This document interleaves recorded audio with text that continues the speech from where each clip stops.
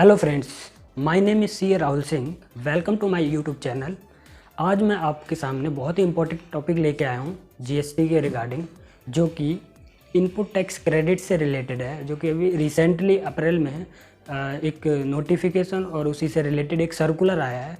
उसी को हम डिटेल में समझने वाले हैं, जिससे क्या अमेंडमेंट आई है। तो इसके लिए आप मेरी वीडियो को देखते रहिए। तो आज हम डिस्कस करने वाले हैं, पहला तो है नोटिफिकेशन नंबर 30/2020, जो कि 3 अप्रैल को इशू हुआ है, जिसके अंदर एक प्रोवाइजो इंसर्ट किया गया रूल 36(4) में, जो कि पहले रूल 36(4) आया था, जो कि 10% और 20% की लिमिट लगाता था हमारे इनपुट टैक्स क्रेडिट में। और सेकंड हम डिस्कस करने वाले हैं सर्कुलर नंबर 136/2020, जो कि इसी नोटिफिकेशन के रिगार्डिंग आया है, जो कुछ चीज़ों को क्लैरिफाई करता है, इसी नोटिफिकेशन के इस इशू को क्लैरिफाई करता है। और थर्ड टॉपिक हम डिस्कस करेंगे इन्हीं दोनों नोटिफिकेशन और सर्कुलर से रिलेटेड एक प्रैक्टिकल सिचुएशन। Let's start.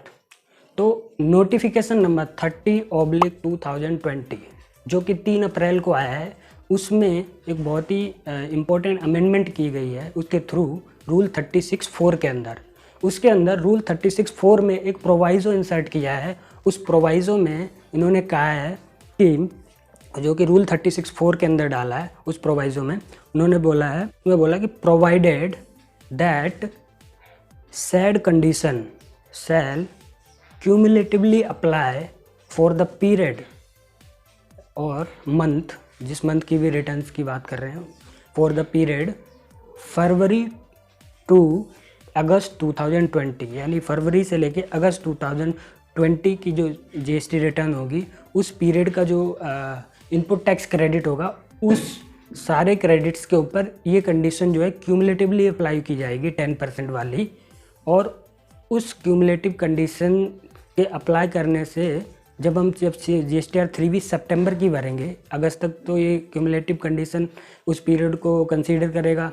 और सितंबर 2020 की जब GSTR 3B डालेंगे, उसमें जब हम ITC लेंगे ना, उसमें हमें इस क्यूमुलेटिव क्रेडिट की वजह से या क्यूमुलेटिव कंडीशन अप्लाई करने की वजह से जो नेट इफ़ेक्ट आएगा, उसका क्रेडिट जो भी है बनता है या फिर उसका रिवर्सल बनता है, वो उसका नेट इफ़ेक्ट हम सितंबर की 3B में लेंगे, सितंबर 2020 की 3B में। और जैसे कि इसको हम एक प्रैक्टिकल सिचुएशन के हिसाब से हम समझेंगे, नेक्स्ट जब हम एग्जांपल लेंगे तब थोड़ा डिटेल में समझ आएगा। तो इसमें क्या किया है इन्होंने, तो इस नोटिफिकेशन नंबर 30/2020 में जो प्रोवाइज़ो इंसर्ट किया गया है रूल 36(4) के अंदर, उसमें लिखा हुआ है कि provided that said condition shall cumulatively apply for the period February to August 2020 and the return in GSTR 3B for September 2020 shall be furnished with cumulative adjustment of ITC for these period। मतलब इसमें simple सा ये बोला गया है कि फरवरी से लेके अगस्त तक की जो 3B में आप क्रेडिट्स लेंगे, उस वक्त आपको इस 10% वाली कंडीशन को चेक नहीं करना है। आपको सीधा जो आपका क्रेडिट आपकी बुक्स में बन रहा है 100%, वो आपको क्लेम कर लेना है अगस्त 2020 की 3B तक। उसके बाद जब आप सितंबर 2020 की जब आप GSTR 3B डालेंगे, फाइल करेंगे, तो उसमें आपको चेक करना है कि आपका जो 10% वाली कंडीशन के हिसाब से फरवरी से अगस्त तक का जो क्रेडिट बनता था और जो बुक्स में था, जो एक्सेस या शॉर्ट होता है, उसका क्यूमुलेटिव एडजस्टमेंट आप सितंबर की 3B में करेंगे। और इसी से रिलेटेड हमारा एक सर्कुलर आया है 136/2020, जो कि इसी इशू को क्लैरिफाई करता है। तो इसमें उन्होंने क्लैरिफाई किया है कि whether the condition of rule 36(4) shall apply for February to August 2020 3B। तो इसी चीज़ को उन्होंने क्लैरिफाई किया है। तो उन्होंने इस सर्कुलर में बोला है कि ये कंडीशन जो है, said condition shall not apply for the GSTR 3B of February 2020 to August 2020, February month की रिटर्न से लेके अगस्त की रिटर्न तक की जो भी पीरियड होगा, इन मंथ्स की रिटर्न्स में इस 10% वाली कंडीशन यानी रूल 36(4) की कंडीशंस को हम अप्लाई नहीं करेंगे। बट जब हम सितंबर 2020 की GSTR 3B जब हम डालेंगे तो उसमें हम उस रिटर्न को डालते वक्त हमें इस क्यूमुलेटिव जो पीरियड है, इतने जो भी फरवरी से अगस्त तक के जो पीरियड है, इसमें जितना भी ITC हमने क्लेम किया है और जितना ITC हमारा एज़ पर रूल 36(4) बनता था, उसका जो भी एक्सेस या शॉर्ट होगा उसको हमें क्यूमुलेटिव बेस पे एडजस्ट करना है हमें सितंबर की GSTR 3B में। तो इसी इशू को हम एक प्रैक्टिकल एग्जांपल के साथ समझते हैं। वो प्रैक्टिकल एग्जांपल सपोज़ फरवरी से लेके हमारा आप ऊपर देख सकते हैं एक चार्ट बना हुआ है जिसमें मैंने एक प्रैक्टिकल सिचुएशन को लिया है। तो इसमें आप देख रहे हैं कि फरवरी से लेके अगस्त तक के मैंने मंथ लिए हुए हैं। उसमें मेरा as per books eligible credits क्या आ रहे हैं और एज़ पर 2A मेरे एलिजिबल क्रेडिट्स क्या आ रहे हैं।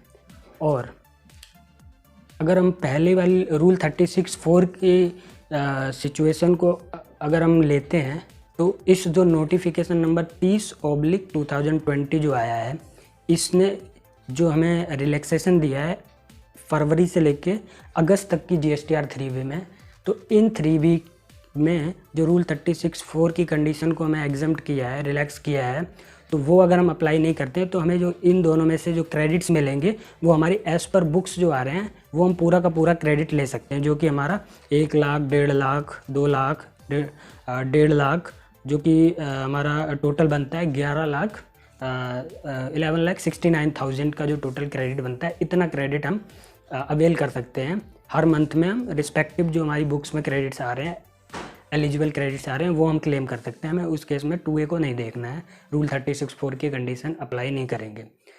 लेकिन जब हम सितंबर की GSTR 3B डालेंगे तो सितंबर की GSTR 3B में हमें जो सितंबर में तो रूल 36(4) तो अप्लाई करना ही है कि 2A में जितने क्रेडिट्स आ रहे हैं उसका उसमें 10% एडिशनल मैं प्रोविजनल बेसिस पे क्लेम कर सकता हूँ। तो जब मैं सितंबर की GSTR 3B डालूँगा तो उसमें मैं क्या करूँगा, अपने फरवरी से लेके अगस्त तक का टोटल जो बुक्स में मेरा क्रेडिट आ रहा है, जो कि मैंने 3B में ऑलरेडी क्लेम कर रखा है, वो देखूँगा, जो कि मेरा आ रहा है 11,69,000। और वो क्रेडिट देखूँगा जो मेरा रूल 36(4) अगर मैं अप्लाई करता 10% वाली कंडीशन के साथ, तो मुझे कितना क्रेडिट मिलता। तो मुझे मिलता है 2A में जितना क्रेडिट आ रहा है 9,77,000 मल्टीप्लाई 110%, जो कि मेरा बनता है 10,74,000 और मैंने क्लेम कितना किया है 11,69,000।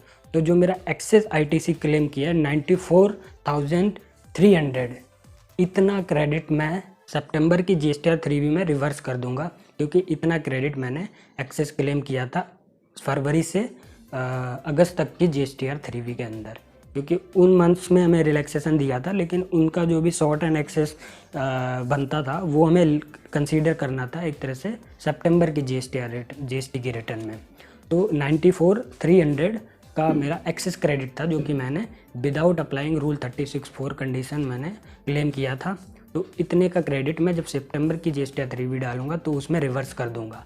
और सितंबर और उससे ऑनवर्ड मेरा जैसा नॉर्मल पहले रूल 36(4) अप्लाई होता था, वैसे ही हमें चेक करना है कि हमारा बुक्स में कितना क्रेडिट आ रहा है, हमारे 2A में कितना क्रेडिट आ रहा है। उस 2A में मैं 10% प्रोविजनली और ऐड कर दूंगा उतना क्रेडिट, और मेरा जो बुक्स में क्रेडिट है जो मेरा है, दोनों में से मैक्सिमम मैं उतना ही क्रेडिट क्लेम कर सकता हूँ, विच एवर इज लोअर होगा। जो लोअर होगा यानी कि 110% ऑफ एलिजिबल 2A जो होगा उतना का ही क्रेडिट मैं क्लेम कर सकता हूँ। तो नॉर्मल प्रोविज़न आगे तक अप्लाई करूँगी। तो ये जो थे इम्पोर्टेंट ITC से रिलेटेड प्रोविज़न्स थे जो कि चेंज हुए हैं अभी ड्यूरिंग लॉकडाउन पीरियड। तो इस तरह से हमारा जो है इनपुट टैक्स क्रेडिट का कैलकुलेशन किया जाएगा हमारी फरवरी से लेके अगस्त की GSTR 3B में, और इसका जो इफ़ेक्ट लिया जाएगा वो सितंबर की GSTR 3B में लिया जाएगा। तो इसी तरह की और इम्पोर्टेंट इन्फॉर्मेशन लेने के लिए आप मेरे चैनल को सब्सक्राइब कीजिए, ज़्यादा से ज़्यादा शेयर कीजिए, ताकि अधिक से अधिक जानकारी आप तक पहुंच सके। तो थैंक यू।